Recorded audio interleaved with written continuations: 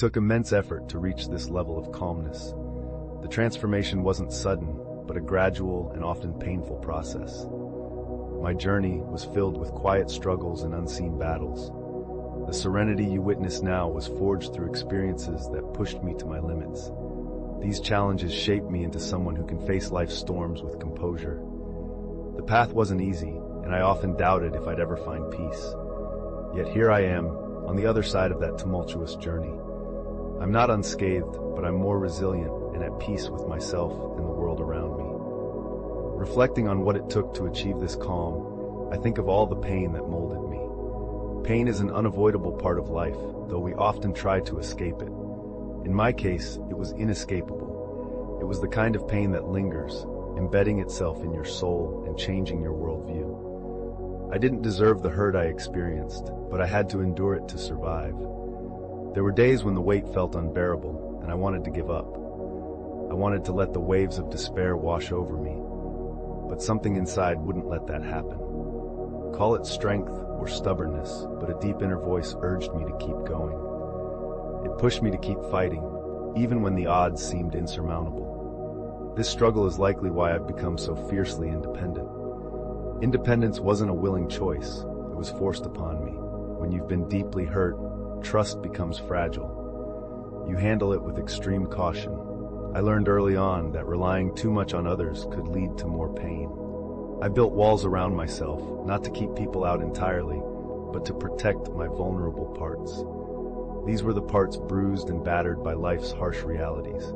I chose to do everything alone, avoiding the risk of being let down again. I refused to give anyone the power to hurt me or expose my raw, unhealed wounds. My calmness wasn't a facade, but a survival mechanism in a challenging world. It was my shield, my way of saying I won't let this break me. This serenity didn't come easily. It took years of learning, unlearning, and letting go of things beyond my control. I had to accept that I couldn't change the past or make others apologize. Stopping self-blame for others' actions was perhaps the hardest lesson. Once I learned it, I found a peace I'd never known before. People often wonder how I stay so calm when others might crumble. They see my composed exterior, but not the inner workings. They don't see the countless hours wrestling with thoughts, trying to make sense of pain and disappointment. They're unaware of my moments of doubt, silent tears, and sleepless nights spent overthinking. I don't reveal this side because I understand the importance of maintaining a calm demeanor.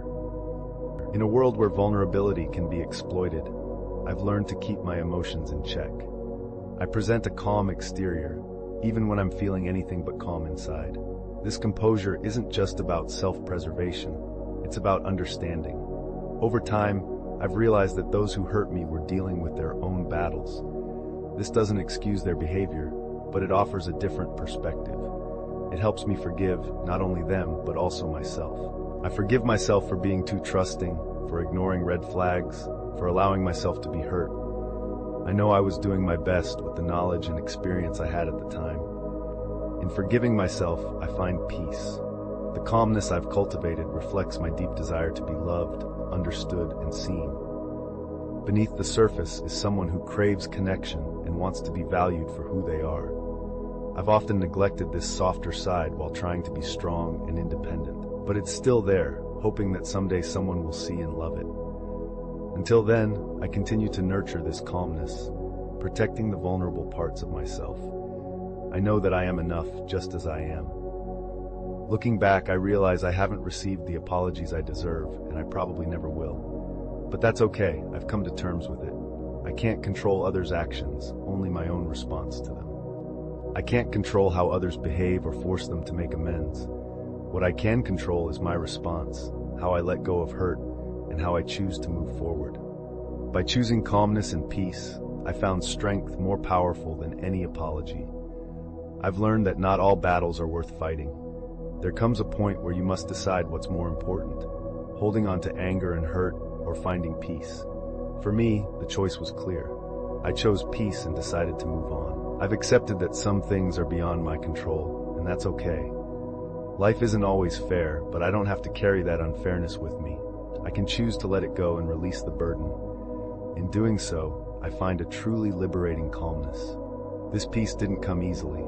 It took years of struggle, pain, and heartbreak. It required countless moments of self-reflection, questioning, and doubt. But it was all worth it because it brought me to where I am today. Now, I can look back on my experiences without bitterness or regret. Instead, I feel grateful for the lessons learned, the strength gained, and the calmness that now defines me. It took a lot to reach this state, but I wouldn't trade it for anything. This calmness is my strength, my shield, and my peace.